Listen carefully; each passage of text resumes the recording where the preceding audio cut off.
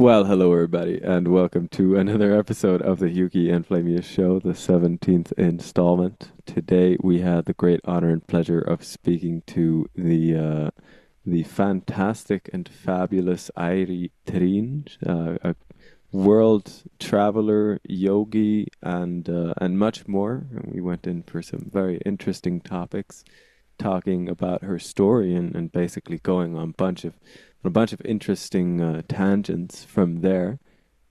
You have anything to add to that, Helgi? Yeah, what I really enjoyed about this conversation is that we kind of went slowly through her story, and then we just really unpacked so much other stuff, around each topic that we touched on, and there was so much juice in every step of her story for us to kind of get a lot of perspectives on. Yeah, so yeah, it was kind of beautiful how it organically flowed, wasn't it? How we went so deep on so many, like, it was very useful. There's a lot of useful insights for one's spiritual journey of self-actualization in this episode that just kind of came about. Stuff like how, spiritual communities can be quite toxic if you're not careful of falling into the game of wanting to be the most woke person, the spiritual top dog, or stuff like how painful it can be to grow, and is pain always a part of the growth process, of the process of birthing the new version of you, and much, much more. So yeah, and it's very interesting because before we did the podcast, she asked me like, okay, what topics do you want to touch on? And basically what I said is like usually the most interesting topics that arise on these podcasts are things that are not pre-planned and arise out from other topics we touch on. So the more spontaneous conversations usually for me are the most interesting. But it's always good to have some kind of a platform or something to work with. But then all the things that branch out from that are usually my favorite topics to dive into. This is probably one of the more spontaneous episodes we've done thus far, and it was just amazing how many useful things popped out of it. Indeed. So everybody enjoy Airi-Triin.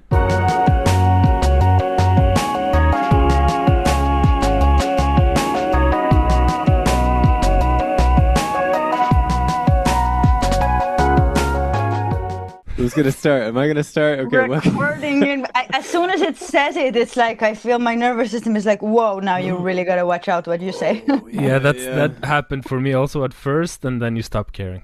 Yes, we're on to that point right now. We've been doing this. What is this? The 17th episode of the podcast, I believe. But you really notice the difference. You really chill out a lot more. Stop caring what people think. Yeah. Bring on the haters. Well, are you calling the men? Yeah, let's go. Bring it on. I'm ready. Bring it on. Well, welcome to the podcast, Ari. Thank you. It's a great pleasure to have you. We've never really spoken at length in real life, so I'm just looking forward to getting to know you a little bit. I know you have an interesting story. You've had a recent success on social media as well, or relatively recent, as I understand it. It's been like an unraveling journey for a little while. I mean, it's definitely not an overnight thing. But yeah, it's growing. It's a grind. It's a grind that is growing. I really liked your take because the word influencer has gotten kind of a bad name these days because a lot of influencers don't have very good influence on people. So you chose the word pocket friend. Mm-hmm. Which I thought was I mean, awesome. Actually, that's my whole mentality with this. But I'm thinking about rebranding because I recently got another word, which is comfort creator, and I like that one too. So I'm like pocket friend or comfort creator. It's like my intuition definitely says like content creator, but comfort creator. Comfort creator. But pocket friend makes it so visceral that I can just pull you out of my pocket. It's very catchy. I like that, but I like both. But it's I mean, why would you have to pick either one? Why not both? Yeah, I mean that is true. I guess it's a flexible space to be in. So what put you on that path actually of going on the social media grind? Honestly, actually, like I say it's a grind because it's definitely effort and energy, but I love it because I think I'm a very like natural storyteller. And I often see life as stories, like everything that happens in my own life. I'm like, okay, this is like that chapter, and then there's these characters, and la la la. So social media for me actually is just a brilliant way to tell like stories in these little capsules.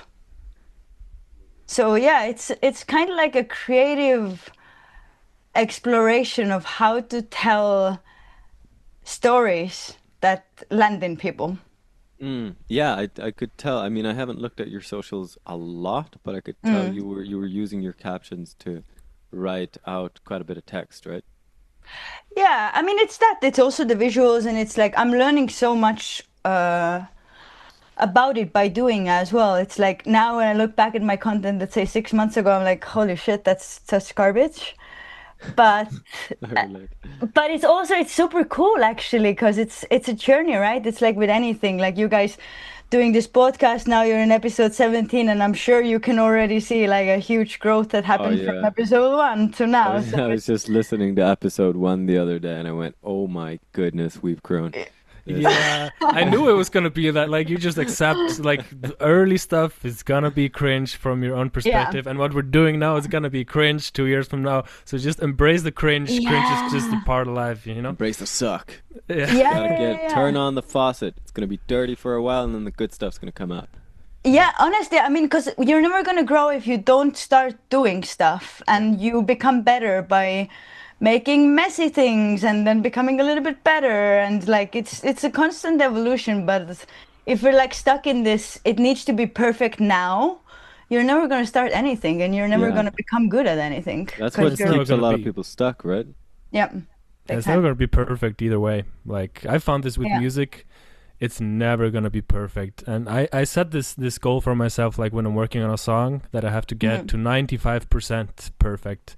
Then I'm ready to let it go, because then it can go to 99%, but then it goes to 99.9, because there's always more to go, and you're never like, this perfection ideal is not actually something that exists. It's just an idea in your mind. It's trying Yeah. to approach infinity. It doesn't really exist. Yeah, it's Yeah. exactly like that. So might as well just go for it Yeah, and do do your something. best, and you know. You're a finite being. Do Yeah. at least do fucking something. Go fucking something for sure, yeah. Yeah. And honestly, I think also part of learning and doing and producing is kind of embracing the humanity as well. It's like I don't strive for perfection, because what the fuck that even is. I think it's also such an individual answer to everybody. It's like what I will be producing 6 months from now, it's gonna be so much better than what it is now. But at the moment, it's the best that I can do. So it's like embracing the messiness of being human. I think that's Yeah. honestly, it's so good, because if we would all just drop the idea that we need to be good to certain standards, like life would be so much more easy. Right. Yeah.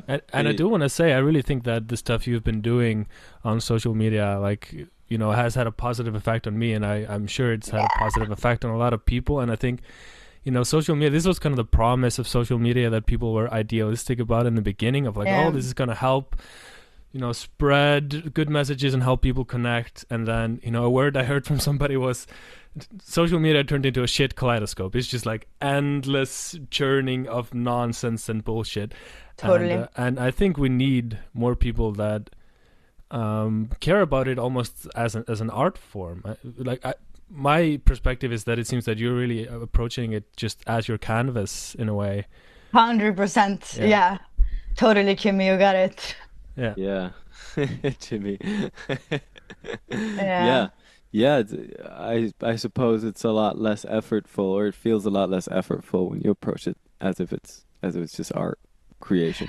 Yeah, and actually, to be fair, also, like, I agree to a lot of what you said, Helge, about social media. Like, it is, I mean, there's everything, but it is also what you make of it. Like, for myself personally, to put myself out there and to be like, okay, just here's my ideas, here's who I am, and it's like you open yourself also up to people not liking you and all of this stuff. So actually, it's been a big ass process of working through my own kind of blockages around being visible, Yeah. and Oh, and taking space and being like, okay, I have something to. Everybody has something to share, but we're just too scared to actually say it. So it's been a fucking good medicine, honestly, yeah. to be like, this is like I treat it as this is my living room. Who wants to come here is welcome. Who doesn't like what I do here, fuck off. Yeah, So like yeah. to I do it really, for myself. I really like the energy you're bringing with that. I really relate with that. I've been going through some stuff with a flatmate of mine actually. Yeah. We had a very big disagreement, or well, he basically just did some catastrophically stupid shit, and I had to, he tried to make his problem my problem in a way, and I had to Mm. really stand up for myself, and it was a big awakening for me of just not being afraid of taking space, as you Mm. say, in Mm-hmm. that way, and not being afraid of like pushing my perspective on somebody else who's trying to push their messed up perspective on me, Mm. and just kind of fighting and yeah, because you gain a lot of self-respect that way, Yeah, fighting Mm-hmm. gets a bad rap sometimes in spiritual circles because Mm. it's looked at as something bad. And yes, a lot of the time it's not what you desire, but sometimes you do gotta fight if people are bringing the fight to you, in a sense. Yeah, I mean, Uh, I didn't mean to change the subject and make it about yeah, fighting. I right. just meant to bring in like the amount of because you can't really look yourself in the mirror and be proud of yourself if you're not showing up as who you are proudly in the world, Yeah. whether that means, fighting off somebody who's trying to bring a bullshit perspective on you and say something's your fault when it's not, because they're ashamed of what they did, and they Mm. can't take the shame of knowing that they did it, so they're trying to blame you instead. Or if it's, trying to just be real on social media and not being afraid, or, that just being one Mm-hmm. possible expression of taking up space in the world and saying, hey, look, Yeah. here I am and this is me, and here you go. And not being afraid of sharing that is such a beautiful way of gaining self-respect, essentially, is, Mm. is what I'm saying. So Yeah. you must be feeling so much more self-respect after starting that journey, is what I'm saying.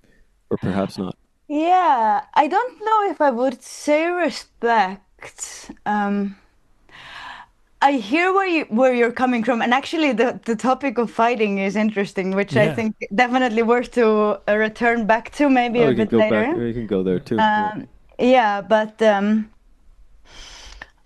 in a way, starting to take my social media seriously, meaning that I have like for the past 6 months, I posted almost every freaking day, and it's been really taking a step to commit, and in a way starting to take my own dreams seriously, because of course it's like in a way journey of self-development and self-growth through making these mistakes and just like sharing my voice. And also I am noticing it's inspiring a lot of people, and that's also kind of helping me to build ultimately the business that I am building at the moment. So it's like all very interrelated, but I think also when we're talking about, let's say, making money through sharing your creativity, sharing your arts and your passions and whatever you're about, like you really need to work through these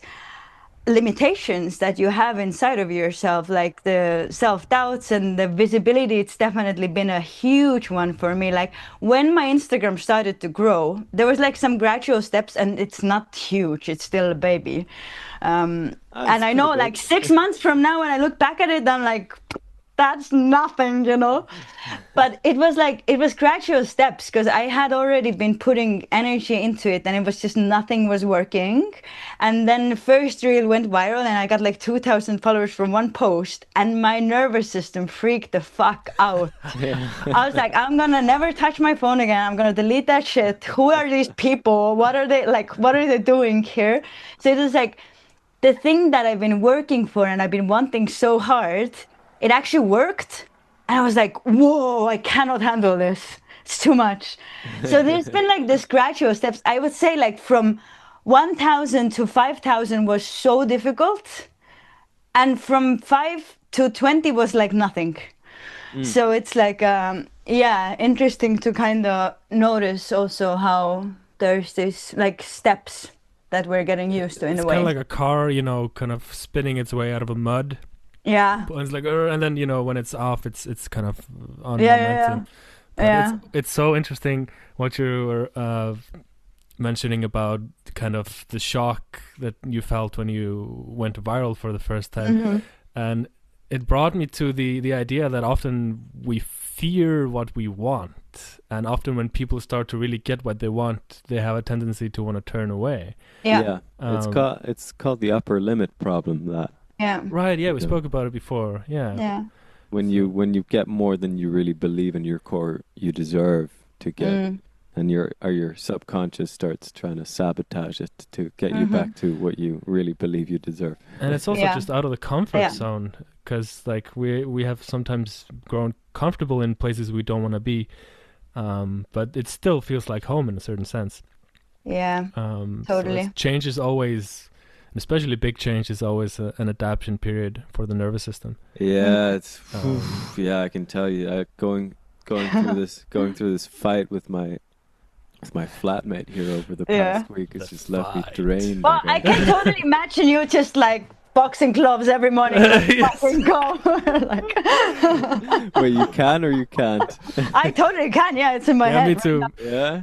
Okay. Yeah. Interesting. Because I've told people about this, and most people I tell about me getting angry are like, I can't picture you angry. It's Yeah. impossible. You'd never be.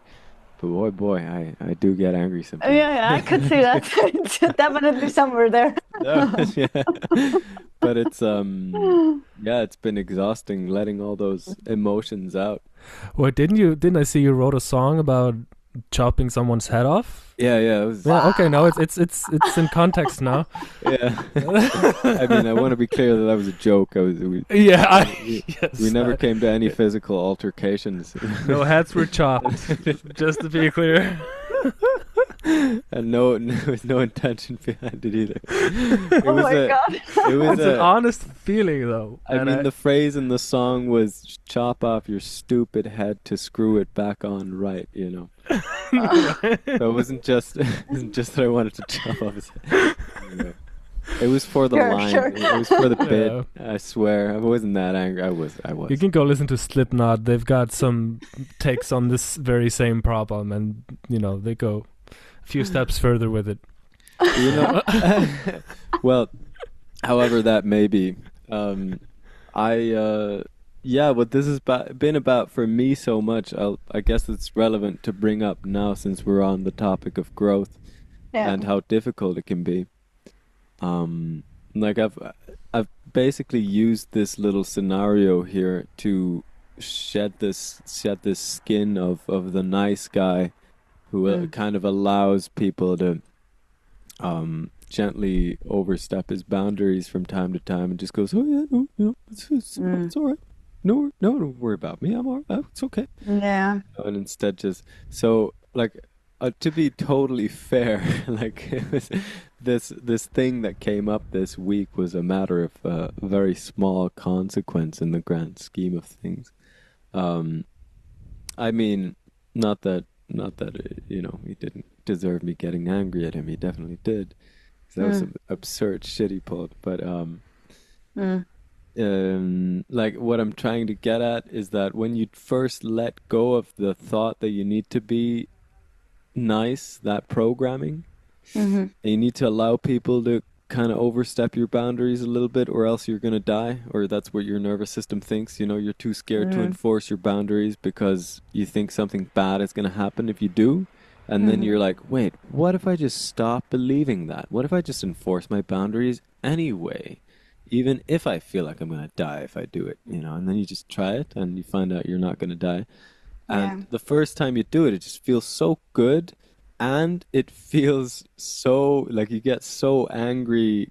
There's so much built up anger that you've been keeping inside yourself for all those years you've been being the nice guy, you've been playing the nice guy, and it all erupts. So it's quite common when you let go of a behavioral pattern like that, that it is quite messy at first, because you've never done this before, and there's so much resentment with yourself for having betrayed yourself so often, you know. Like I was just so angry over the fact that, like, somebody walks up to you and is like, "Can I punch you in the face?" And I'm like, "Yeah, sure, go ahead, fine," like a million times, go for it, why not? And then the 1001st time you're like, "Fuck you!" Oh, bring out the nuclear weapons. Totally. So how was it for you, Timmy, then to be not the nice guy this time? Oh, it felt wonderful. Yeah. It felt really scary, and it took a little while to let go. Like, this isn't the first thing that has happened with this particular individual that has made me angry. Yeah. It's the first time that I've really allowed myself to just express it. And yeah, you spend a while in the phase where you're going like, "Oh my God, am I gonna do it? This is kind of scary." And then the bullshit just keeps going on and going on, and you're like, "Am I gonna do it? I don't know, I'm kind of scared." And then yeah, and then once you finally let it out, like I said, it's messy, but it's beautiful, and it's so righteous. It's messier the more you've kept it in. Tends to be, it's more explosive the more you've held it in. And we spoke a bit about this on our last episode about my experience with 5-MeO DMT, and what came out was just like years of suppressed frustration and anger all at once. Deep screams from the bottom of my being, and just completely primal. So, and it feels fucking amazing. It feels great. But because there's so much growth that comes with it, There's totally. I've been really reflecting on, like, there have been some crazy synchronicities happening in my life now throughout this process, as I go through this challenge or this challenging situation where I face a fear, and I channel a bunch of very harsh and messy emotions, and they come through me and they leave me exhausted. But at the same time, I'm freeing up so much energy for living my life and leading a more healthy and prosperous life at the same time. And there are these professional opportunities coming in, seemingly out of nowhere. All of a sudden, just crazy synchronicities happening, and so much growth at the same time. So that's really seems to go hand in hand. Like you're growing, and it fucking hurts, but you're growing. Yeah. Big time. I mean, sometimes it's literally, it's like physical pain, and it's as if this is a matter of life and death. Like the nervous system is really convinced that, like, if I'm gonna really say what I want to say right now, potentially hurting somebody's feelings, it means like extreme danger. So it's definitely growing pains. For sure. Yeah. But I really want to steer us a little bit into, because you spoke about your fascination or your love of stories, and that you use your social media for stories. And one of the main reasons I was interested in having you here was to hear your story, because I've seen bits of your story, and it's a very long story. As far as I understand, it was a story from coming from low self-esteem and really working on yourself on a deep level. Yoga seems to have been an integral part, and you've traveled all over the place, physically and spiritually. And I'm very curious to hear kind of, walking us through. I mean, we can go all the way back to the beginning if you want, but I'm very curious to hear more about your story and how you got to where you are now. Oh yeah, that is a long story. I mean, it is and it isn't. It's also just everything is always unraveling. I feel like I've had such a crazy day today. Today has been a fucking story for me. It's learning so many things about life, and like I will jump into the story, but just one thing that I want to reflect from today was that I feel like at the moment, especially like, you know, because in States there's a huge drama now with the freaking Epstein files, and the world is just like so crazy. And a friend of mine today, she said something that really touched me. She's like, let's not talk about it. Don't let the devil in you. And I was like, wow, that's such a brilliant way, because if there's so much like negative energy, because if everything is frequency and there's such a high negative frequency, and then we like take it into us, think and talk about this, then we're kind of feeding into expanding of that energy. And that brought me back to why it's actually so important to fucking take care of ourselves, to do the emotional, spiritual, physical growth, and really just like keep your frequency high. And like what you to me did, it's like you're like releasing these freaking stagnations out of your system so you can actually vibrate bigger. Because I feel like the world is, and that actually segues back to the fighting part, which today for me was coming alive a lot. I was like doing a tea ceremony with a friend, and in me was this understanding that like there is a fucking fight. And the fight for me seems to be just for a human spirit in a way. It's like, because there's so much kind of oppression, and then comes these like fearful stories and all of these things inside of us. And the fight is like, how can I stay centered and like remove this stuff out from ourselves so our souls can really shine brighter? And actually that's fucking been the whole journey for me in a really like broad respect, is like to clear out my limitations and like whatever I was raised with and whatever I was growing up in, to remove this. And one of my teachers once, she was teaching me energy yoga, and she was kind of describing it as such, like every person is a light bulb, and inside of us we all have an equal light. But the thing is that like stuff just covers this light bulb, like the emotions we don't suppress, the fears we take in, the words we don't speak, like all of that shit, it kind of like makes the light bulb really, really dirty. And then these kind of practices, like what she was teaching me, and yoga and qigong, like whatever kind of physical practice you have, psychedelics, anything that you do to take kind of care of yourself, is like you're shining that bulb a bit more clear, so that light that's inside of it can actually shine out. And I think the whole traveling journey started simultaneously as the spiritual journey, I would say, and it's all been about that. And social media as well, it's been about that, because actually it's been freaking clearing my light bulb. So yeah, it's Amen. That is a great way to put it. I love that. Yeah, so it's like fight the fight by freaking becoming pure, stronger version of yourself. Actually, Islam has a very good take on this, and the word jihad is probably one of the most misunderstood terms on the planet. But as far as I've understood, in Islam they lay out two versions of jihad, which kind of means holy war in a sense. So you have the greater jihad, which is the fight to overcome your own limitations, or to essentially your inner fight with yourself in a sense. And the lesser jihad is when you externalize that evil outside and you're fighting with the outside world, as in war. So I think that's a very important kind of distinction to make, that it's not about fighting evil out there in the world, it's about becoming pure yourself.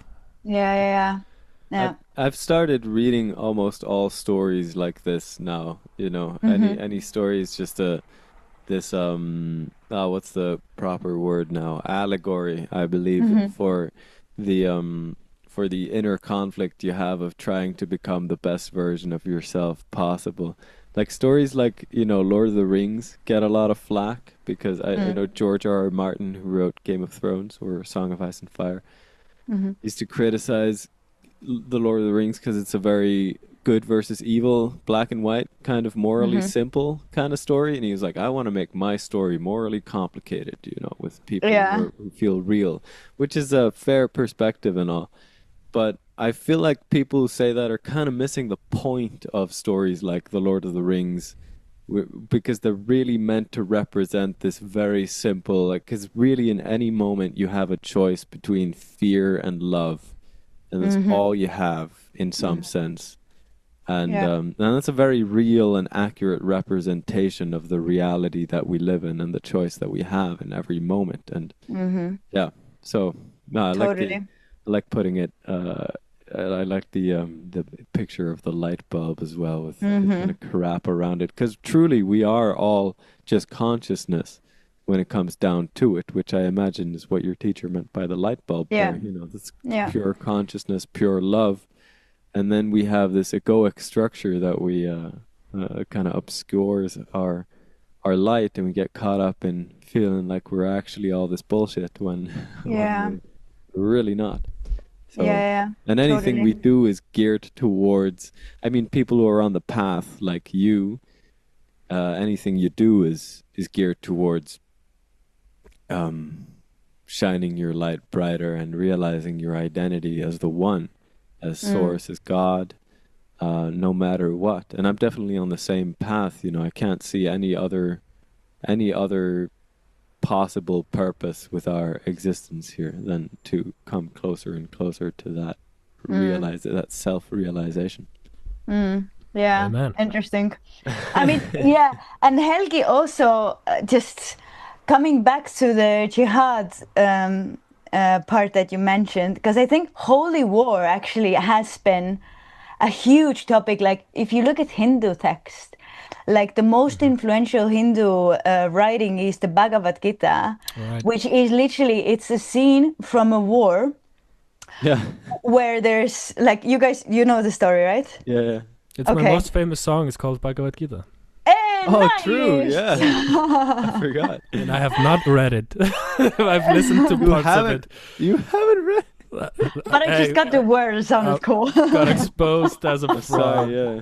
You are not the spiritual top dog I thought you were. Well, I'll catch up. There's a sample in there that there's a sample from Oppenheimer. Back to the bottom of the hierarchy. Oh well, gotta work my way back up again. Oh well. Yeah, I mean, you better come back next life, man. This is just way too deep. Have you at least read the 4 agreements? At least. I listened into it a bit, so I'm not entirely unfamiliar, but it's no, the Bhagavad Gita, you know, it's I've started it, but I've yet to finish it, and I feel like I owe it to myself and the world, having my most famous song being called Bhagavad Gita. Yeah, anyway. You can read like a short version. I'm sure you will find like a 5-page booklet or something that will kind of sum it up. I think I'll just dive in. Anyway, Let's sorry. Go for the whole thing. Didn't mean to interrupt. So actually, that story is also, it's all about actually fighting our own inner voices and these inner parts within us. So it's like, in a way I feel like everything external, like to me, you and your roommate situation, or like any kind of triggering situation that we have with people around us, which fucking happens all of the time, because that's also, I think, in a way how we do help each other grow. And these triggers, of course, they're freaking painful and it's not comfortable at all to go through them. But if you have the mindset of like, there is something in this for, like, this is happening for me, like there is a diamond in this for me, I think it just gives such a different perspective on life. And on these interactions. It's like, there is no like poor me kind of stuff. It's like, okay, what can I learn from this? Because it's like, this is happening for me. Lucky me, this is exactly what I needed. What am I supposed to be learning from this? But okay, I have a very deep and interesting question right now, which I have pondered for a very long time. I have not come to a conclusive answer here. So my method for growing consistently since I was a teenager, when I realized this, is just figure out whatever's uncomfortable and painful and go do it. And that seems to be a very surefire way of gaining growth very quickly, personal growth and personal self-actualization. But I wonder, because for the longest time I used to equate the two, like growth is always painful and pain is always an opportunity for growth. But is it really so that growth must always be painful? What do you think? Is there a way to grow without pain? Or is there always, like in some sense, a pain associated with the birthing process of the new you? Wow, like when you're speaking right now, I just have this image in me, like the Christians, people just like slapping themselves on the back with knives. Yeah, this can be very easily misunderstood. Yeah, yeah, true. Yeah. Salvation, come to me. Yeah. It's a thin line, yeah. Yeah, it's an example of how you can have like a good idea and just totally misinterpret it and end up, physically harming yourself. So, please don't go just seeking pain. That's too simplistic. I'm happy I'm talking with two individuals who knew what I actually meant. No, because I understand you totally, actually, because I've had a little bit of similar mindset in ways. And it's something that I myself, I'm also training myself through, because it's like there's been actually so much growth that has happened inside communities and inside spaces that are actually supportive, like being with friends who are like, oh, share your song, when you're really scared. Like for me, visibility is a big thing, so share my freaking song is a big thing. But if there's people who are like, yay, it's painful for me, but they're not causing me pain in a way. So it's like helping me to grow through support and to grow through love, because it's I think both are true. It's like you need to be able to endure and go through the growing pains, and like there is a diamond inside of all of the shit, but at the same time also you need to give your soil good nourishment. Like you need to give it water and sunlight, and also like grow in kind of more easeful ways. Yeah. Mm-hmm. Yeah, I want to actually, I do want to go, back to your story, because I'm really curious about it. But something that came up around this particular topic for me leave is the ethereal plane. Yeah, all right. But there was a visualization that came to mind when you spoke about this topic. I went to a course a while ago. I don't remember what this model was called, but they had these kind of 3 concentric circles, and the middle one was kind of your safety zone, where you just feel completely comfortable, and then the circle around that was kind of the challenge zone. That's kind of slightly out of your comfort zone. And then the one outside of that is the danger zone. And how they explained it is the most optimal way to grow is to be in your comfortable, safe space. Then you extend out into the uncomfortable or challenging zone, and then you go back into the middle to rest and integrate. But if you go too far and you go out to the danger zone, then you may need a lot of time to recover before you can actually start to challenge yourself again. And then this is what happens, for example, with people that have trauma, is they have an experience that's way, way too challenging for the nervous system to process it. So they often need a lot of safety for a very long time in rehabilitation before they're able to start to challenge themselves again. So it's a very important distinction, because some people, I think especially a lot of guys who are very like full of testosterone and power, they're like, I just want to test myself. And I was one of those guys, I've made a lot of mistakes in this regard of just going way, way out of my comfort zone and then needing a lot of time. Yeah. Because reality humbles you when you're trying to be, You fucking pussy. Just you wait. Just try, 7 taps of acid and let's see how you talk after that. Oh my god, dude, what the fuck? Yeah, Hewkii has been there. He's been there and back again. You're on a mission, man. How was that? Yeah. Oh man, that was accidental, but regardless, it was you accidentally yourself into 7 taps of acid. Yeah. Oh my god. Yeah. Hewkii, so I've been actually curious, is there like an upper limit? Because I feel like I'm super sensitive. I'm like tripping balls already from like a little, like 180 I'm tripping balls. And I'm like, can I even trip more? Like, does it even matter if I take 1 or like 7? Because if I'm already tripping from 1 so hard. Like, there's no reason ever for anybody to take 7 taps, and do not do that. That was actually an overload for our nervous system. Except if you're not a pussy. Right. I mean, I've heard people do that also and have a good time, but it's not advisable. But I think it's very much the case of you don't need just a crazy amount of medicine. You just need enough for you to be able to go there to release, essentially, or let go. Like and Martin anything was beyond that, speaking of. and anything beyond that may, you know, increase the intensity or the visuals, and you may have some, you know, a different, more intense kind of experience. But that's not the point. It's not the point to have the most intense kind of experience. The point is to learn to accept yourself on a deeper level. And this is what a lot of psychonauts fall into. It's all about the exploration, and they keep going for more and more, and all the crazy dimensions, and it's fun to explore. Don't get me wrong, Terence McKenna, but I think like he eventually traumatized himself through mushrooms. Totally.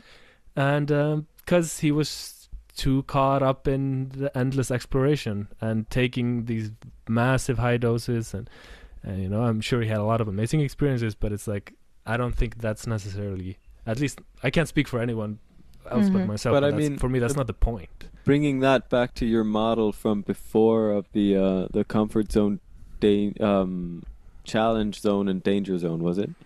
It's not, those are not kind of the official terms. It's just kind of, you know, I don't remember who came up with this model, but it has some official terms. I'm just kind of whatever. So we got we got comfortable, we got safety, I'd say. Reasonable chance for growth, and like a reasonable right amount of challenge for you right now where you're at, and we got the danger zone. Do not go there because you'll traumatize yourself, and need to spend a lot more time in recovery in the comfort zone again, and that's just going to waste time. But I mean, surely that depends on what level of consciousness you're at, you know, because I imagine, you know, somebody like Jesus, assuming he was real, would have been able, or a person of true spiritual enlightenment would have been able to go anywhere at any time. But this is crazy. I don't know if you've heard the story of Ram Dass and his guru Maharaji. What? So essentially he was like, okay, he found his guru, and he was like, okay, this guy is fully enlightened. Like, this is crazy. I'm going to try to give him acid. And he gives him and I think he ends up giving him like 6 or 7 times, similar amount to what I did at that time, and he said nothing happened. Because he said, when you're in Detroit, you don't need a bus to Detroit. Oh, that's awesome. Okay. So I think that confirms what you're saying, but yeah, that's beautiful. So how long were you on your journey, Helgi? 3 days maybe. Jesus Christ! Oh my God! 3 days with no sleep. I don't remember. Yeah, it's been a while now. It's been more than a decade. This was not a helpful thing. It was too intense. I did have a lot of purging. I went through like a lot of, you know, important things, but also it was kind of just for my system. It was an overload, and it's just an example of just, you know, don't need to push it to that degree. And it was just, I was a young guy. I was all about challenging myself and going past my comfort zone. But it's like, also be careful, because you can get yourself into trouble. Yeah, big time. And I think actually, especially in the beginning of this kind of spiritual journey, I remember for me at least, when I kind of started to open the Pandora's box of how much there is that I don't know, and like all these like different modalities and psychedelics, and I'm like, I need to take it all right now because I've been wasting so much time when I didn't do all these things. So I was like, let's go hard.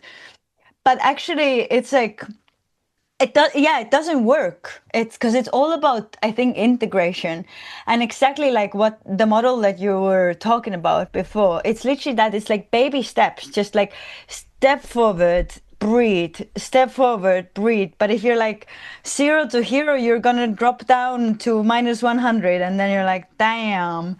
So definitely. It's just like with food. It's like the digestion process is just, you know, it's more important than just the eating. Like people that are just going in for more and more experiences, like it's just the equivalent of somebody who's just eating all the time and not giving their body a chance to process their food. That is very much how I see this model. It's like you go out of your comfort zone and you challenge yourself, and your nervous system takes on that load, but then you need to go back to the safety zone and you need to digest it, just like with food. So I think that's kind of a universal pattern. Yeah, but then the big trip is that that's not necessarily technically true, because you really are just consciousness. You know, you're not actually a human being with limitations. I mean, yeah, you can always observe everything from the absolute perspective, but like for the practical purposes of being human, let's not give everybody 7 taps of acid. Of course, yeah. And I would advise no such thing. I merely mean to bring in the theoretical perspective once again. Yeah, but I mean, also, I feel like that theoretical perspective, even though it might be true, like, how many people can anybody count that we know that are actually in this state? Like, in my personal perspective, is like we're all working through our individuality, and it's like it's like you can't kind of bypass the stuff that you need to work through as an individual just because we're all hyper consciousness. Like, I can sign to the idea that we're all one. Is this my experience right now? I have a house, I have a body, I have a cat. It's not nobody else's house and cat. It's like my dramas are mine. And of course, we're all kind of sharing them. And ultimately, we're working through the same thing because we are one consciousness. But however, it's like, if we're focusing on only that, I feel like you're just kind of putting away the work that you need to do on your individual before you can actually reach to the state when this is your truth, when you're just not saying it as words, but this is your lived experience. Like, I've done so many fucking psychedelics, and yes, sure, I have reached that place. And then the thing also with psychedelics is like, it would take you there, sure. It's gonna take you to the top of the mountain, then you're gonna get sober, you're gonna be right back down, and it's like, bitch, start walking. But if you're there and you're like, but we're one, we're all one, but it's not your nervous system doesn't fully, it's not integrated, you know? That's a lie, and actually. Huh? That is a lie, actually, from that. You may be saying something that's technically true, but it's a lie from your experience. Exactly. And that's, I think, in my opinion, one of the biggest freaking holes that you can walk into in the spiritual communities, because it's like, how many times have you heard these stories when like these gurus are saying that we're one, and actually they're just like sneakily manipulating you into something. Like, this has happened so many, continuously keeps on happening. So it's like, until and unless I think this is your full truth, and at this point, if that is your truth, you've probably already done your freaking work, you're good. Yeah. But before that, it's like, let's fucking accept that we are human. Right. I mean, there's 2 things I kind of want to bring to this discussion. Is that Ram Dass speaks about like a conscious person lives on 2 planes at once. Yeah. So you are aware of yourself as consciousness, but consciousness also fragments itself into apparently individuated experiences, and that is also part of who you are. So you're doing both. But also what I wanted to bring to this was Ken Wilber's idea of, I think it was him who came up with it, that it's kind of, there's a difference between a state and a stage, and people confuse this. So you can access a very high state, and that's not the same as that being actually where you're at or your stage of development. And a lot of people access very high states, and then they think this is, I'm there. And then they come back, and their ego kind of takes hold of that spiritual experience and kind of puts it towards its own egoic agenda of, I just want sex and money and fame and power. But anyway. And I'm the spiritual top dog now, so come at me. Yes. Kiss my feet. Yeah, exactly. Kiss my feet. You can make a photo if you pay me. I'm doing a course. I'm doing a retreat. You have to pay $2,000. Yes. Quite modest. It's so common. Just like, Jesus Christ. Small price to pay for spiritual enlightenment. All right. But I mean, of course, it is still technically true, like you say, Hewkii. I mean, let's get to Airi's story, actually. But I wanted to say, of course, it is technically true that you are consciousness, in fact, and everything else is an illusion in the end. Totally. And that makes this whole conversation such a freaking trip, because it's like, you gotta paradoxically still treat yourself as a human and pay your motherfucking dues, but it's really all just an illusion. When it really comes down to it, there is no, like, I'm not looking at a computer screen right now. It's the computer screen's just there, and it's well, anyway, I'm not gonna go there. Whatever. What's Yeah. This is the most fun way to play a video game. You're like actually immerse yourself, or in a movie, you immerse yourself in the movie. Like, Yeah. That's the most fun way to do it. So I mean, exactly. It's like you signed up for the experience, have the fucking experience. Don't try to run away. Yeah. right. Oh, And man. there's also, I don't remember who was the spiritual teacher who said it, but they were like, the longer you're trying to escape the loop of reincarnating to the earth, the longer you're gonna fucking stay here. If you want to escape, you better start loving this, because otherwise you're gonna stay here for a really long time. Oh, There's that's a nowhere great to one. go. That's the Yeah. other thing. Like, where are you gonna escape to? It's always here and it's Exactly. always now. So it's like it's inescapable, and you can resist as long as you want. But it's like Yeah. you can't flee forever. The truth is gonna catch up with you. So Yeah. might as well get with the program. For sure. I think honestly, like my main pillar is like just freaking fall the deepest in love with your life as you possibly can. And that is the whole point for me of this existence. And that is what's also the biggest drive to go through the growing pains, because I know I will never fully love my life until and unless I explore my potential and I explore what I actually love doing. And that is also continuously changing, but it's like daring to go out after what you really want to be doing, and that makes the life so exciting as well, because it's like once you become the observer of your own experience, you're like, yeah, let's fucking go, this is a game. And I want to play. It's like once you understand that you get to play your own game, that's like a huge game changer. So much fun. Yeah. Yeah. Like I'm an active participant. What? I get to make choices. I get to do whatever I want. Yeah. Cool. Let's go. Let's do some go. crazy shit, yo. Yeah. All right. So the story. Yeah, what crazy shit have you been up to? What- So it's kind of like I feel like I've lived so many freaking different lives in this little lifetime of mine. But let's maybe start how I started to travel. So like, yeah, Helge, as you mentioned on this post, I used to be extremely insecure. But of course, I was like I was a cool chick, you know. Nobody would ever know that I was insecure, because I was like, I got my makeup, I got my high heels. I was into bodybuilding. I wanted to like compete in bikini fitness, and then I was studying accounting and business in uni. So I was like just really convincing myself that this is the kind of life that I really want to be living.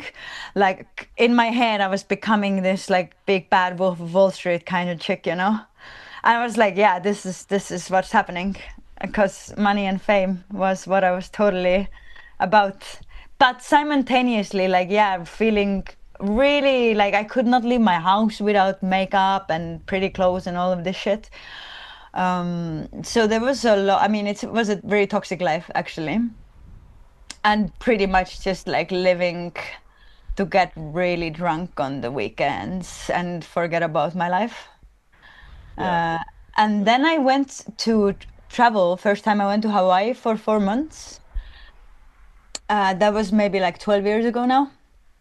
And then that kind of just opened this whole understanding of how little I knew. It was like I was living in this small bubble in the country where I grew up, in the town where I grew up, the city where I grew up.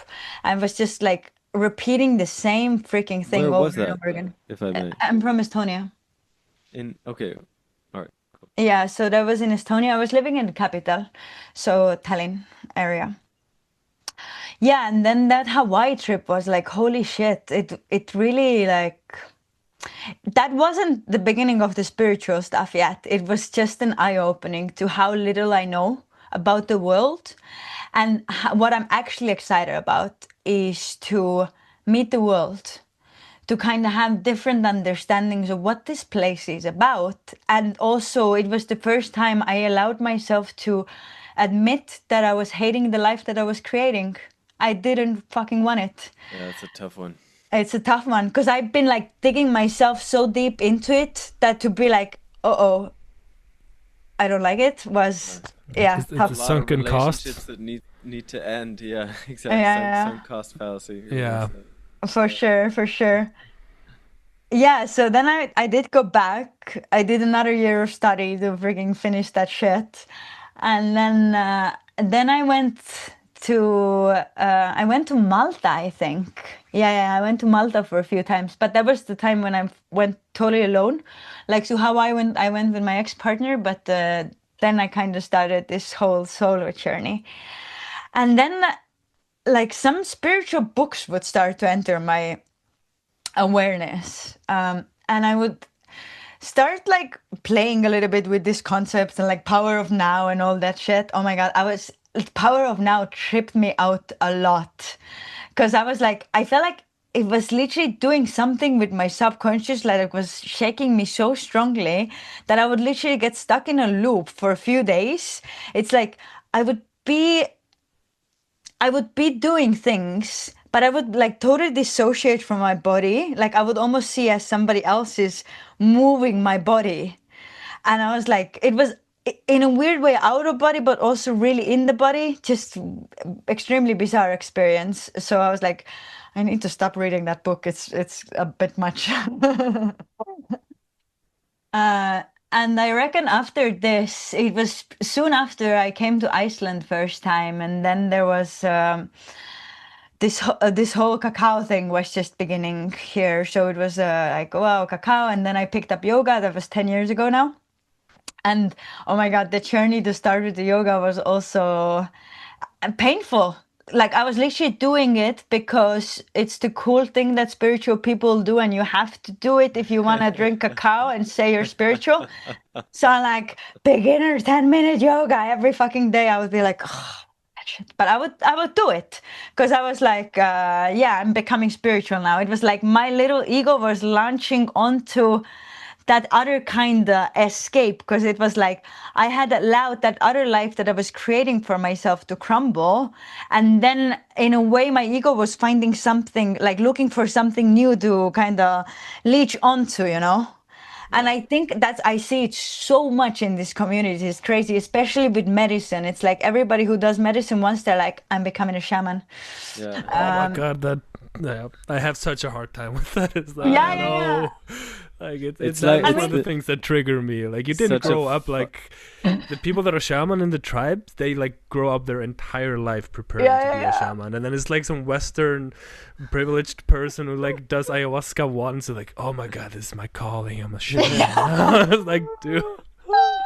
Honestly, yeah. Every time I see a video of a white person in a jungle setting in spiritual clothing, now I just have to laugh. It's so, Yeah, yeah. I mean, it's so. Yeah. Look at me, I'm spiritual. I Not mean, to denigrate. I mean, there's a lot of people that are on genuine paths, but there's definitely this for whole sure. thing I of mean, like, I've I'm been a that shaman. guy. It's like, I've been that guy. I'm gonna be that guy again. Same. I love that. Yeah. I love it. But Totally. but I it was still makes totally me- that girl. But I mean, it's no, funny. I go will, ahead. and I will appear as a white person in a jungle setting at some other point in my life as well. Yeah, yeah, yeah. Which is okay. You go there humbly. You're like, show me your ways, No, I'll be like, bastards of the you'll jungle. be like, you listen to me, tribe. Okay. Yeah, okay. You're good. You're working through your anger now, so you can go and unleash You it there. There's your inner colonialist coming out. Yeah, I kind of want to just Yes, we own gotta- this place. Yeah. I mean, How much? yeah. Okay, this is getting dark. No, okay. Yeah. But I did want to say it's this is sometimes how these things hook you in, though. I think it's on purpose sometimes that it's kind of designed to be kind of desirable for the ego to like, Yeah. oh, I want relief from pain. I want a peace of mind. I want to have better health or be more functional in my job. But then from there is usually where people go deeper with it. But that's usually the hooking point for people. And I think these things are often designed to hook you in like that, and then it can bring you to it. Because it's not desirable for the ego to be like, okay, this is going to feel like you're dying, and you just have to surrender. Yeah. Like people are like, no, Okay, I'm gonna no. go watch Netflix. Yeah. But if you give it like breadcrumbs, like, oh, you're gonna feel better, you're gonna, have better health. People, okay, I can work with that. Yeah. or you're gonna fit in. This is gonna be, you know, a fashionable thing, or you're gonna look cool. That's also. And if you stay with us for 10 years, we'll give you a little spiritual top dog star. And we'll put it on your chest. You're a top dog. Isn't that the funniest? What is this? What is this fucking like, what is this saying? You're a top dog. It's like in my head I have like a pyramid of dogs, and there's one dog on top. You are the one. You're the top dog. No, I mean, it comes from the fact that dogs are pack animals like that. Yeah. They have a dog Makes who's more the sense. top dog and the bottom dog. Yeah. Yeah. I've heard it's I actually see. more nuanced than that. It's something I want to look into, but I've heard a lot of people telling me that that kind of alpha male thing is kind of a myth in a sense, but I don't know. That's such a beta male thing to say. Let's see. I just wanted to put that out there as something I want to dive into more. Well, anyway, Let us not get I wanted a mark. to. Yeah, the last comment on this whole thing is that, you know, spiritual communities can get so toxic when they start turning it into a competition. Who cares about the competition the least? You know, that's essentially, because it's like the ego gets the strongest grip on you when you think you're actually letting go of the ego. The ego like kind of fools you into thinking that you're letting go of it. And it becomes a competition about who cares the least about winning the competition. And it's yeah. Anyway. Yeah. I think that's definitely one of the aspects. There's so many, because I think also the spiritual ego actually it's a sneaky fucker. It's truly like, and even like it would get inside of you as well from all sorts of different angles, and it's difficult to catch it there and then as well. So I think also actually part of growing maybe is to fall into these holes of like, I am becoming a shaman now. Medicine is calling me, and like trying to just make yourself anything till you finally understand, okay, maybe it wasn't, you know.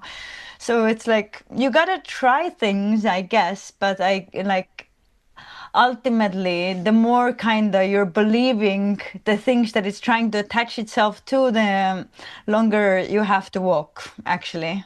Because it's like I feel like the ego is such a it's just so wise. It's like I have just tremendous respect to this thing. It's brilliant. Like the workings of it, it's absolutely fascinating, and from all the sides as well. In a way, it's like trying to make you great. But then when we come back to these limitations, that's also ego. So it's like it's limiting you to grow, but it's kind of wanting you to be this great something. So it's just like whoa. So I think the whole thing is to like become lucid with it, just like fluid. Like and also wanting to let go of the ego or destroy the ego, like that is also coming from the ego, because who is it that wants to change reality in any way? That's the ego. So, anyway. So anyway, it's not really a bad thing, I guess, the ego, but it's just learning how to work with it. Yeah. So basically, then yoga came. Then it was like I was so naive in the beginning. It's actually so freaking cool to look back at myself 10 years from now, and I'm like, what a babe. Like truly, I would believe anything, because it was like at the time, if somebody was holding an event, somebody was holding a circle, I would be like, they have their shit figured. They are just like the holy master. They know everything just because they're telling others what to do. Because I think I was so scared to express myself. And I remember every time there was like, in the end of the event or something, like express one word or how this event was for you. I was just so scared. I was like nervous as like fuck. It was really, really scary. So it was really the time when I was so gullible. I would literally believe anything anybody would ever say to me. If somebody would come like, we are all one, suck my dick, I would be like, I really don't want to do it. But I mean, if God tells me to, okay, that. Okay, suck it for Jesus. Yeah, sucking for Jesus. It never got to that point, though. Luckily, nothing like that happened. But I mean, that was the state of naivety. I would really just. I was a really easy prey, and now when I see a lot of like young girls my age right now, and I'm like, I know exactly where you are, and it's cute, but it's also very dangerous because you are a very easy prey, very easy target.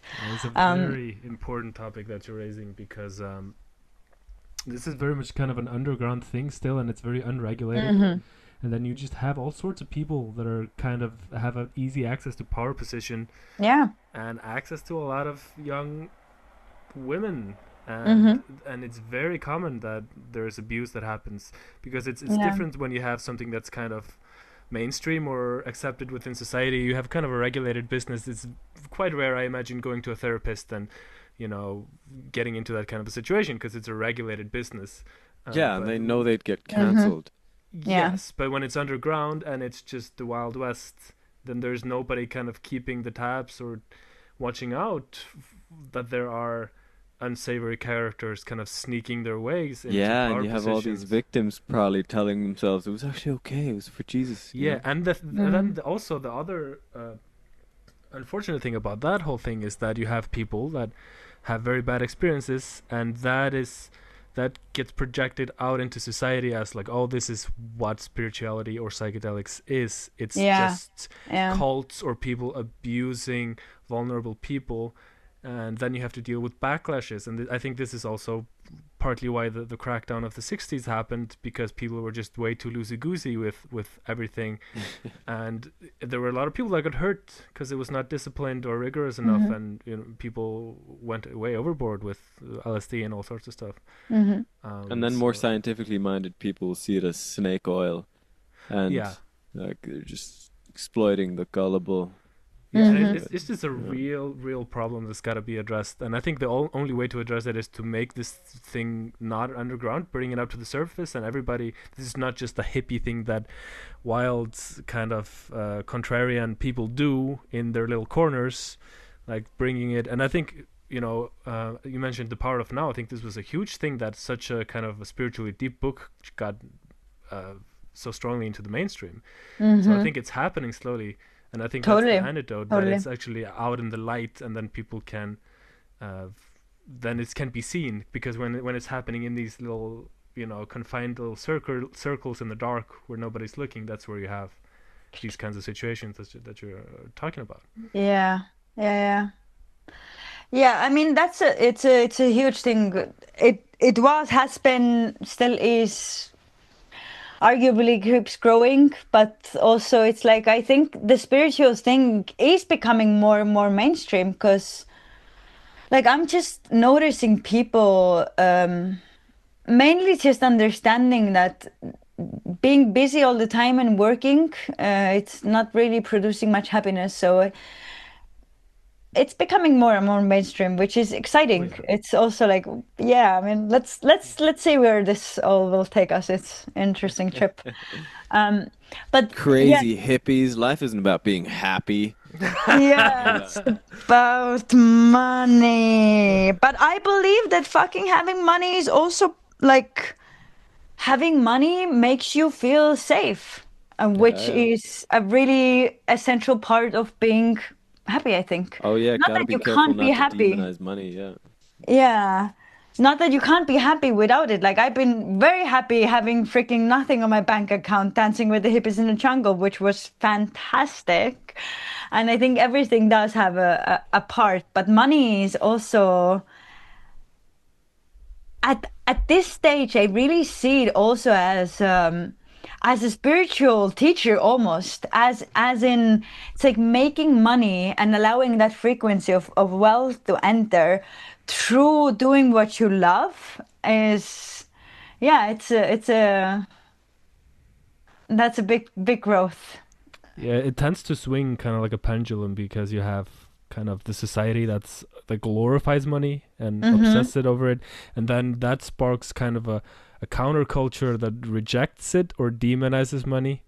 And I think the answer is somewhere in between. Like, Totally. if you're way obsessed over money and this is your most important thing, is like probably missing the mark. But if you're, most people are not gonna enjoy not having food on their tables, so that's another. And money is just energy, you just use.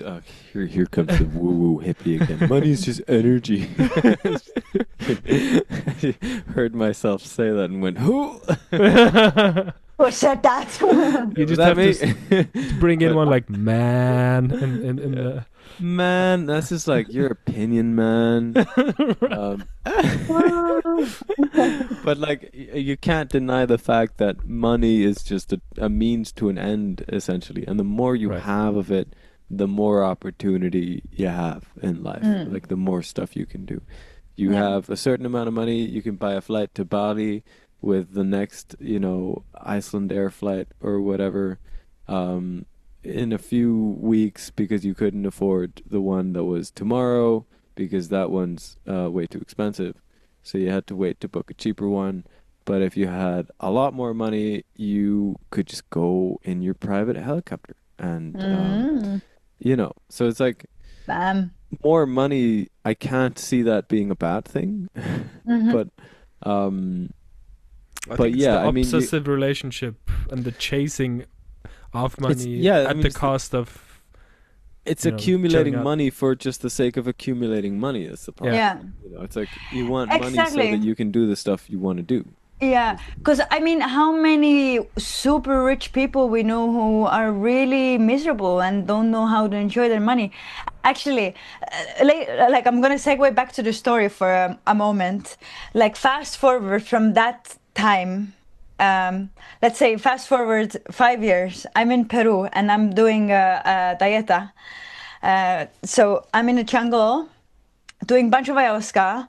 And then on one of these trips, one of these ayahuasca journeys, I had this vision of it was like a turquoise water. I was on a yacht. It was like me and my husband, whatever. We were like sitting on a deck of the yacht. We had like a tiny table with 2 martini glasses, and we were literally like Barbie and Ken. Like we weren't humans, we were like Barbie and Ken, but I was like experiencing this as Barbie. And it was like the moment of we were so rich. We had a fucking everything. And I would take a sip of my martini on my yacht and I would be like, oh, I'm so bored. I was just so bored. And we fucking had everything. And then the same scene kept looping. I swear I was repeating the same scene for an hour. I was taking a sip and I'm like, I'm so bored. And it was just such a good reflection in a way of like, dude, you can literally have dirty amounts of money. If you don't know what to do with it, you're not gonna get any enjoyment out of this. Yes. It's money is money. It's like, what can you do with it? And also the fun part what makes life fun is the challenge. What makes any video game fun is the challenge. And if you already have a bunch of money and you don't need to work for it, like being a Yeah. super rich kid born into a really rich family, like I wouldn't wish that upon anybody, I think. As far as I can tell, you just end up miserable because you never have to actually work for anything. And that just drains the fun out of anything. Like you can buy anything, doesn't even matter. Get a wine bottle for $10,000, whatever. I don't care. I have a few billion. Like, Yeah, this is. Yeah. doesn't matter. I don't know if you've heard the term hedonic adaptation. Oh, What It's is also that? I so can it's imagine what also- that means. it's also Yeah. called the moon landing effect, as in like you go to the moon Uh-huh. and then you're on the moon, like okay, what Now now? what? It's the fact that we tend to notice differences in our situation. So you maybe don't have a lot of money, then you get a lot of money, then you acclimatize to that situation, and you feel essentially just the way you did before, but you felt better for a while because you felt the change. It's like the acceleration of a car. When you're driving at a consistent speed, you're not noticing it. When you're driving faster, you're accelerating, you feel it. But then when you stabilize at a certain speed, it feels essentially And you get the same. hraðablinda. rather that's the Icelandic term, the speed blindness. but, Rataplinta. Hraðablinda, yeah. yeah. Nice.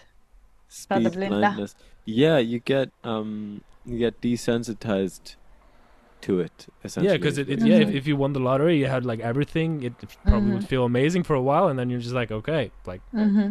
And it what evens now? out. Like, okay, because what's it's the it's next Yeah. not thrill going to be? And it's, so it can't ever be gotten through means of chasing. It's like it is a matter of coming. the back to- chase is the point. Yeah, and that's the fun It's of the it. but journey, man. Yeah. yeah, but I think being is just if I learned this through when I was really going deep into meditation. Mm-hmm. I just learned that wait, I have the capacity to simply just sit and be the happiest I've ever been in my entire life, and I don't have to do anything to achieve that state of happiness, because that happiness is just my essential being. Like, wow, okay. It doesn't mean I stop doing things, but it's like, okay, like once you learn to tap into that, like the whole endless chasing game is just, it doesn't feel as exciting, I guess, because you learn that happiness is not, you can't ever reach it like that. It's just a matter of learning just how to sink into being. Yeah. Sometimes I think about I mean, oftentimes I think about death,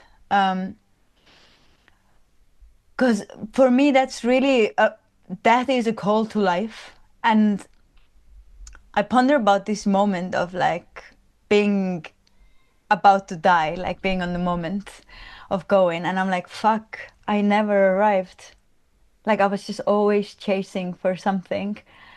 And it's just like it comes also with deep sense of grief, because I can see this day, I see this pattern in me super strongly, continuously, and I see this in fucking everybody. And in a way it's like growth is a journey and it's a game and it's exciting, but simultaneously it's like, can we understand that we have already arrived? There is like, you don't need to reach any certain place to really experience being alive. Yeah, and I think that's exactly, Helgi, the part about meditation is like, you can find happiness, but I think also people sometimes understand that happiness means like you're just this like, yeah, rainbows, butterflies, super hype all the time. But I think it's rather just like contentment, be at ease and be at peace with freaking breathing into your body. And that's one of the things what freaking being on my mat every single day is really teaching me, is like, how aware can I become of the breath breathing me right now? Because how often do we just run around? Sometimes I'm noticing I don't even, like, I don't breathe into my belly. I'm just like running around, like breathing just enough to survive, which 99% of people are doing. We're literally breathing into the top low, like little part of our lungs, only enough to survive, that get us from point A to point B so we can do another assignment.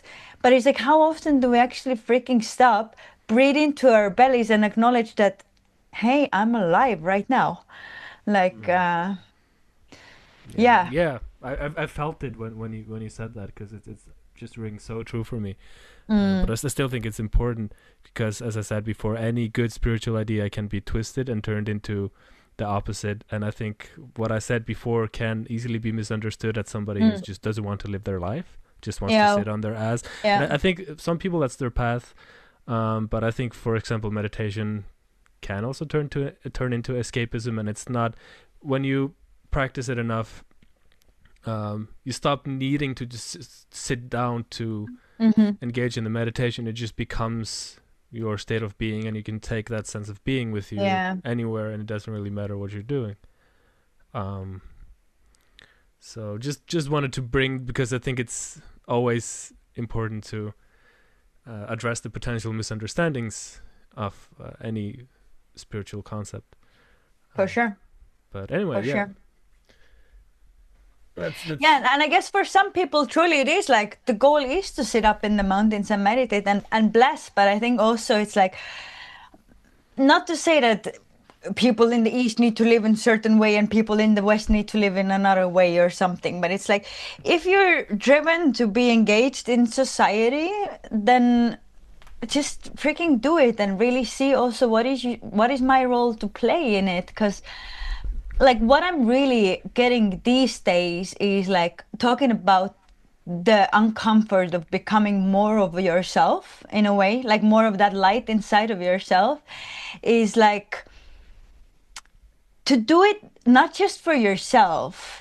It's like, don't make growth also about you. Like it is, of course, but I think it's always so important to kind of focus on the bigger picture, in a way. Like what is my why, why to do anything?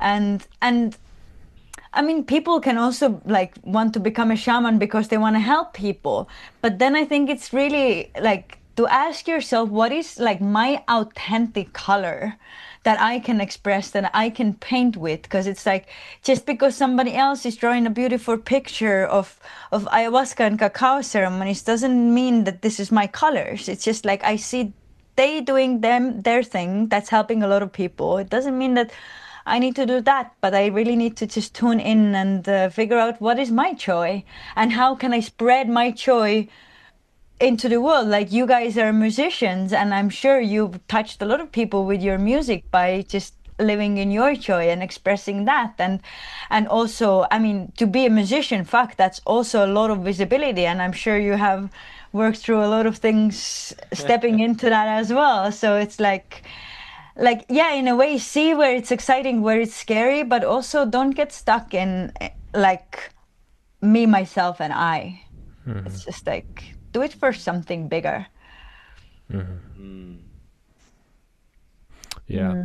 Yeah, I think that's an important point, and I think it's a very common thing for people just to be on their individual journey, and it's all about how do I get more enlightened.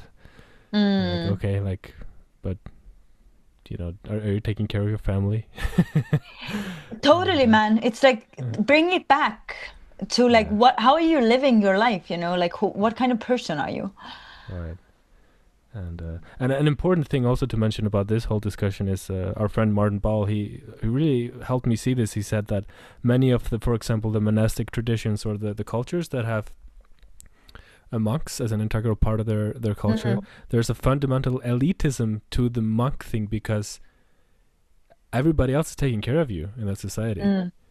You go in and you're receiving food for people, and you have been, I mean, and I don't know if it's a both sides consensual. I imagine people are happy to feed the monks, but it is an elitist kind of a thing, that I'm a special kind of a person and I don't need to participate with others. I get to sit and meditate all day, and I imagine that's a hard thing to do, and I imagine they also bring a lot of you know, inspiration and spiritual insight to people. But it is I think there is an element of elitism to this kind of a setup of like, I am going to go on my spiritual journey, and other people are going to take care of me while I do that, and I don't need to participate with the others. So. Yeah, I mean, I suppose the idea behind that is, if you have a few enlightened individuals in a society, that can lift up the vibration quite a bit. Yeah. And I mean, to be fair, like, I've spent not a lot, but some time with different kinds of monks and different kinds of monasteries, and observing them, like seeing their daily routine. Man, they're like from freaking 6 in the morning. Like, they wake up 4 to start to pray, then from 6 they're working till another prayer and the lunchtime, then they're working, and then there's another prayer in the evening, and then they're working. So it's like, different kind of structures also operate in different ways, but in my humble opinion, the monks actually definitely do not have it easy, and definitely don't just sit and meditate. And also, imagine just sitting and fucking meditating. Have you tried to sit for a few days? And it's like, imagine doing that your freaking life. It's really hard to do. And I've also heard that being a monk, you most of the time goes to like maintenance work for the monastery, but as far as I can tell, a lot of them still are kind of reliant on the outside community for maintenance. But I think I guess we should support some of those programs too. I would want that to be an option for people in our society of like, I want to pursue being a monk, and you can subsidize that. Why not?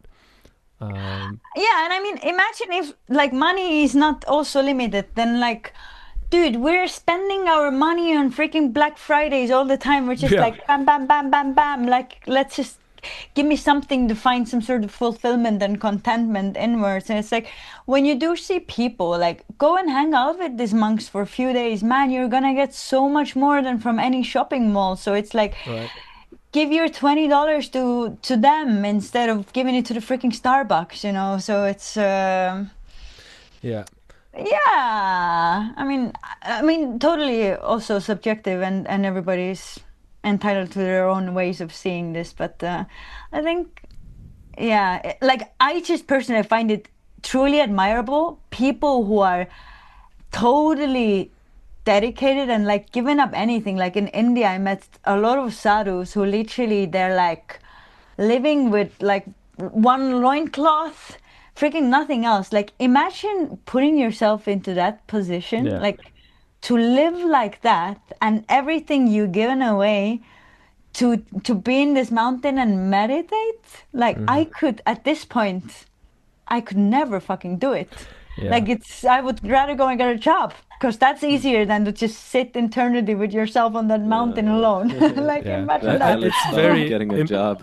important to highlight this is a path for like probably less than 1% of people. And Yeah, this is what's 100%. the conception that some people have of the spiritual path is that this is where it ultimately leads to, that you're going to be this kind of a sadhu with a cloth, and that's a very rare thing that people have this kind of a commitment. But yeah, all more power to the people that want to do it. Is like, damn. That's a big path, and it's not easy, because I guess it can look, and people can get this conception that it's very easy. They're just sitting there all the time. Just try for 2 hours. Try for 6 hours. Like, you know. Try for 5 minutes. Yeah, right. Yeah, it's like, this is not I mean, easy. exactly. That's the thing, because it's like it's so easy to just point fingers and like judge, like they have it easy, because we're like kind of like we like to pretend that we're a little bit in this victim, you know, and it's like, oh, look at these people, they don't have to work for their food. But like yeah, seriously, try sitting with yourself for 5 fucking minutes, see how it feels. And honestly, most people like freak out. It's just impossible to do. So it's like choosing that kind of path, like that the sadhus, like the real deep devotional spiritual people from that tradition, it's like respect. I will fucking kiss your feet if you want me to, no problem. Yeah. But I guess what Martin was highlighting with that take is that you're gonna have, for most people that are not called to go this extreme path of doing this all the time, that you're gonna have to find some kind of way to live your life and take care of things in your surroundings, you know, and kind of countering that misconception that it's all about kind of escaping or getting away from your life in a sense. But anyway, I'd be curious to get back to the story. I don't know if we're going to finish the whole story now. I'm open to doing that. I've seen Timmy so many times doing this already. You're like, baby, you go to bed. I'm not attached to finishing it now, but it's at some point we could go for another 15 minutes or so. It's thing right now is I have like a combination of being exhausted from the emotional outlet from this week, and I have a bit of a cold, straight up. Yeah, I can tell. So I'm a bit whacked out, honestly, at this point. But I'm down for listening to the story. Let's do the story. It's so interesting because like every chapter of your story that you bring up, there's such a juicy topic in each chapter. Yeah, I feel like we just gotta really kind of squeeze all the insights out of each chapter. And I think that's actually totally impossible, Helgi, because what I can give you right now is like like the surface level of like these are the events that happen. But like, of course, it's like, that's the thing. Each of these fucking chapters has bazillions of micro moments that have impacted and made me to be the person I am today. And that's actually like, I always say that my biggest teacher is life itself. Like truly it is, because it's like the way I travel as well. It's like I go down the freaking hellholes. I'm like local buses, local transports. I'm eating there on the ground with the people. Like there is no fancy hotels, none of this stuff. So it's like from that moment when I went to Hawaii first, I was like, I just want to know about people. Like I want to see the earth and the nature, but I also want to see how the real people live and do things. So I think my biggest kind of inspiration has always been, in a way, curiosity about humans and humanity. And not from a spiritual perspective necessarily, but all in all, just like, how do we live and how many different ways there is to do life, and what are the priorities, and like, in which ways do we kind of navigate ourselves? And honestly, this whole journey of traveling, that's been one of the biggest teachings, truly. Like, I've been blessed to see so many different nations. And even in one country, the diversity of how people see and do and talk and live, it's tremendous. So I think it's just been opening my eyes so much to, if we're living our lives in one country, let's say most of our lives, all of our lives, like most people do, and just like walking the same streets, seeing the same people, and just like the world kind of just seems so small because it's closing in on you. I'm experiencing this right now, actually, because I've been here like almost not a year even yet, but I'm already like, oh my God, I can't breathe. What the fuck's going on? But I think like, yeah, this traveling thing has really just made me see how little we allow our minds to become when we don't experience like how big is the world and how many different ways there's to do things. It's so funny that the Icelandic word for being stupid literally translates to somebody who stays at home all the time. Oh my God. Yeah, right. Heimskur is it's somebody who's just at home. So. Yo, and then you're watching television. It's I think remember... the term emerged way before television. Whatever people were doing at home, like you gotta move around. Totally. Like, I remember when I started traveling early days, my grandmother, she would be like, don't do it. I've seen in television they're just killing people everywhere. It's so dangerous. And that was like the agenda that I would get. They're like, it was never like, go on, fly off, enjoy. Although my parents were quite supportive in ways, but my grandparents were like, you're gonna get raped, killed. Just better stay home forever. I'm like, burned in a thanks. That's great. Well, the news isn't always the best. It's not really the best. Yeah.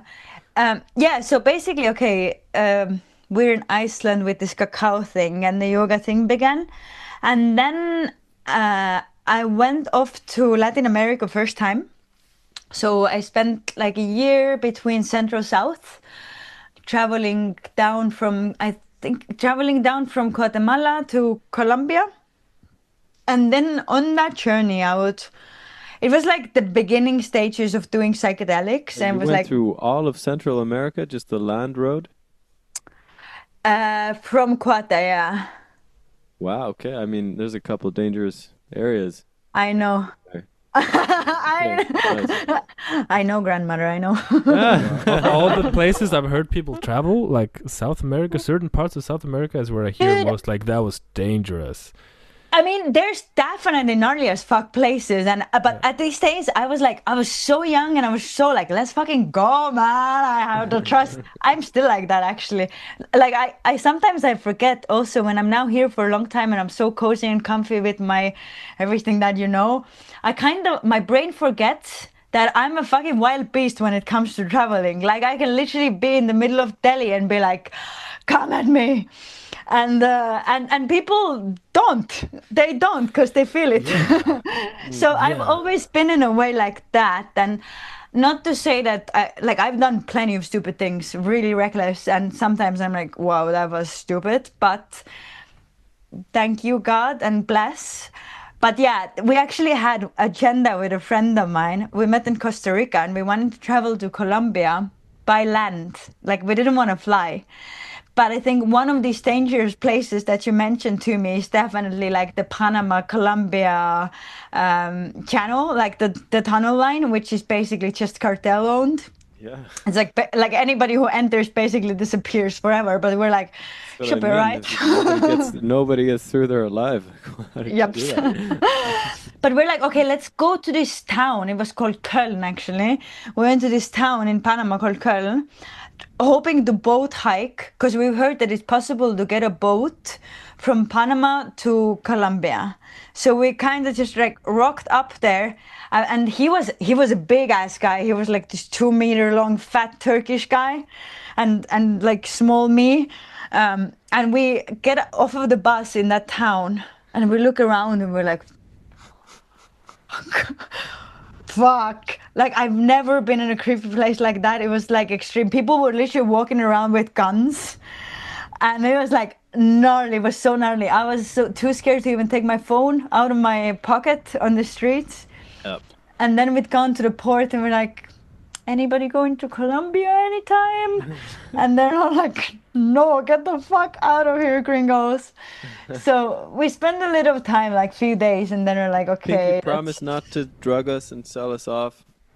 We didn't even ask that. We're like, can you give us a free ride to Colombia, please? Anyway, it didn't work. I had to take a plane. Yeah, I think the danger of any place is probably very contingent about how you kind of the energy or attitude you give out, because people respond to that. If somebody is very confident, and I've experienced this in my own life.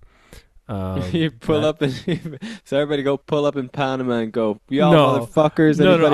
I'm not saying it's like you're free. Can I get a free ride to Colombia, please? Right.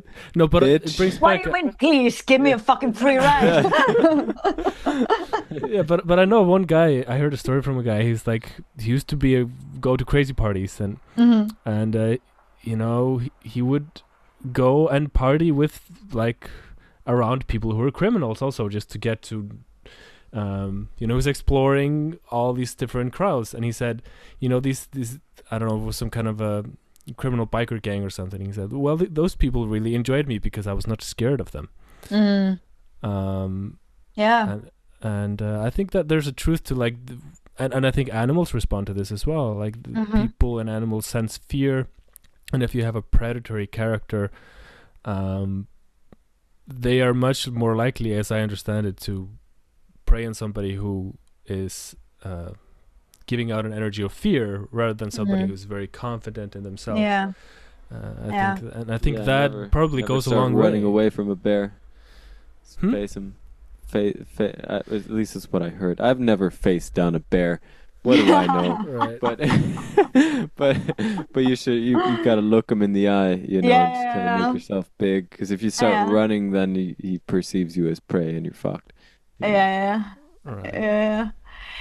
So I guess like the traveling thing definitely has taught me a lot of confidence, and I mean also like all the psychedelic journeys have for sure been like a huge crucial impact, a huge crucial part of my life, all in all. But I think second time I went to Latin America, I was in Peru doing this dieta, and I remember I was about to enter to this ceremony, and I was a little bit like hesitant, should I go, should I not go? And then just before the ceremony I met this guy who had also been in the previous ceremonies, and I asked him like, how often do you go?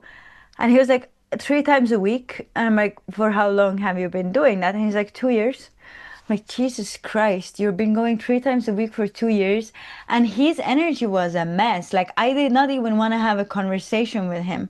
He was like this dark and messed up creature. Like, his brain was just so all over the place, and I was like, oh my god, I definitely don't need more medicine at the moment. So I was like, I'm gonna go to my room and practice yoga, because that is what I needed. And after that I actually took a few-year pause from psychedelics, because I was like, I don't need more input. I need to freaking learn to integrate all of this and learn to integrate life. Like, now I'm drinking tea almost every day and meditating, and honestly, like, that is the stage in life where I'm at the moment. It's like, how can I grow in an integrated way, and not just like run after these peak moments, which it has been very important. But then again, comes the time when you're like, enough is enough. Like, walk your walk. Right. It's yeah, like it's what we spoke about earlier, about kind of the analogy to eating food. That's just somebody who's just eating all the time and just like not digesting whatever is happening. And this is a, you know, people often talk about psychedelics such as ayahuasca being non-addictive, and I think generally they are.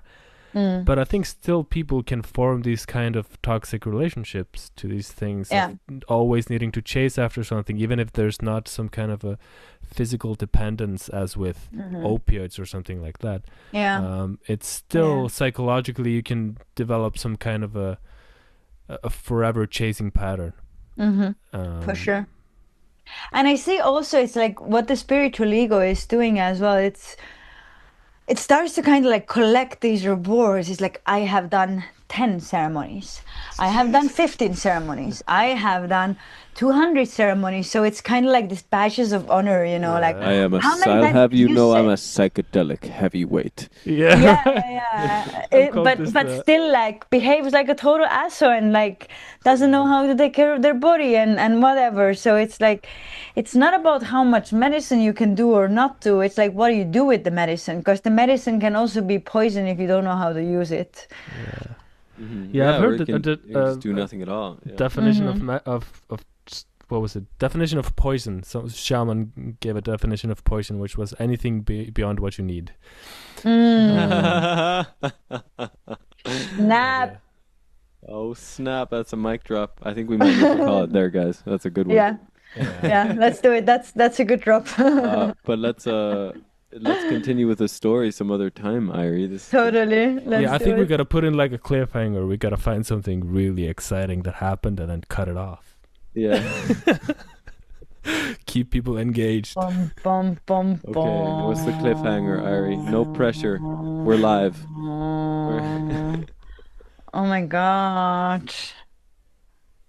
Okay. Let's finish it there. In the last year, beginning of last year, 2005, I was in Australia and I was in this really desperate place of running out of my savings because I've been traveling in India and Nepal for a year. And I had pretty much no money and I've been like really desperately trying to look for a job. I was living a little bit in the countryside.